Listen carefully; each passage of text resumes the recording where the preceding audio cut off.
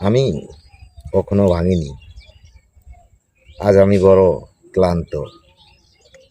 কথাগুলো ঠিকমতো বের হতে চায় না। শরীরটা ক্লান্ত লাগে। মাথার ভেতর হাজারটা দুশ্চিন্তা ঘুরে বেড়ায়। মাঝে মাঝে মনে হয় আর পারবো না। কিন্তু জানেন, আমি কখনো ভাঙিনি।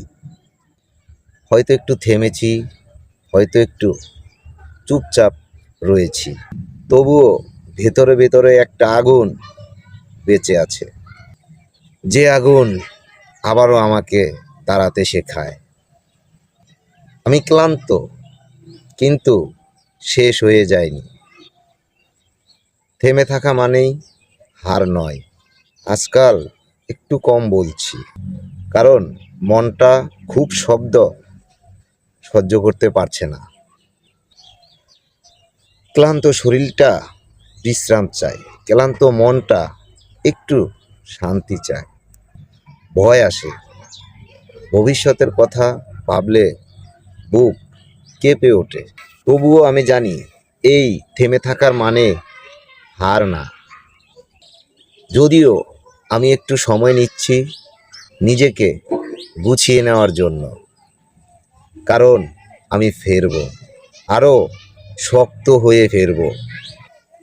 আমার নীরব পরিস্থিতি, সবাই যখন ভাবে আমি চুপ, তখন আমি ভিতরে ভিতরে যুদ্ধ করছি। ক্লান্ত শরীরটা বিছানায় পড়ে থাকে, কিন্তু স্বপ্নগুলো ঘুমায় না। হ্যাঁ, আমি ভয় পাই, কিন্তু ভয়কে সঙ্গে নিয়েই বাঁচতে শিখেছি।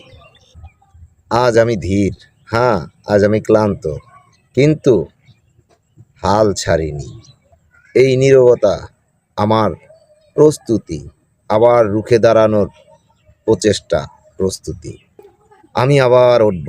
হয়তো আজ আমি ভাঙ্গা কণ্ঠে কথা বলছি, হয়তো চোখের নিচে ক্লান্তির ছাপ স্পষ্ট, কিন্তু বিশ্বাস করে, আমার ভেতরের মানুষটা এখনো মরে যায়নি। এই অন্ধকারটা কেটে যাবে একদিন, এই ভয়টা চলে যাবে। আমি পড়ে গেছি, কিন্তু পড়ে থাকিনি।